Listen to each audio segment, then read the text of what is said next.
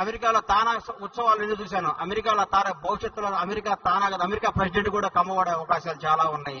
ఆ స్థాయి ఉంది, ఆ స్టామినా ఉంది, ఆ దమ్ము ఉంది, ఆ ధైర్యం ఉంది. ఎవరికైనా ఎదురు తిరిగి నిలబడి సవాలు చేసే సత్తా ఉన్నవాడు కమ్మవాడు.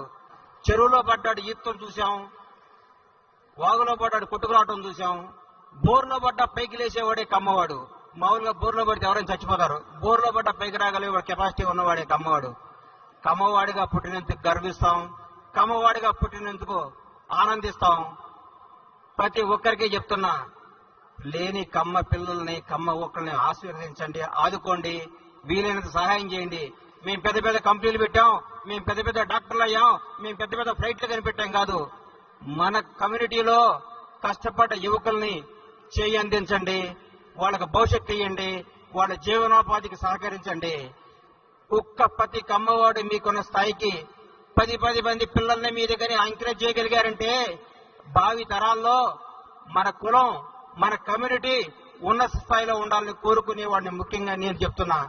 రవి అస్తమించని దేశం ప్రతి ఊళ్ళో కమ్మవాడు జెండా ఎగరేస్తున్నాడని కొత్తగా తెలియజేసుకుంటున్నాం.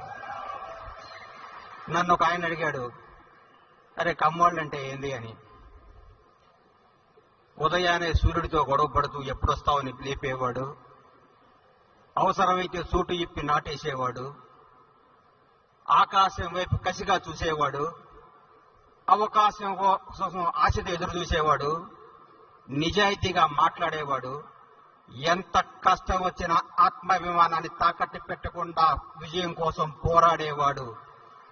నువ్వు మీసాల వైపు తిప్పుకుంటూ నేను సాధిస్తాను అని తపనతో పరిగెట్టడానికి చిరుతలా పరిగెట సిద్ధంగా ఉన్న యువకులు ఉంటారు చూడండి, అదే కమ్మవాడు అని చెప్పా.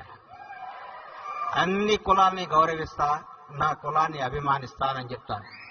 నిజం చెప్తున్నాను సార్, కమ్మవాడంటే కష్టపడేవాడు, కమ్మాడుంటే కసితో బతికేవాడు, కమ్మాడుంటే కడుపులో తీసి పెట్టేవాడు, కమ్మాడుంటే ఎక్కడ బతుకు తెరువు ఉందో అక్కడ పరిగెత్తుకుంటూ పోయేవాళ్ళు.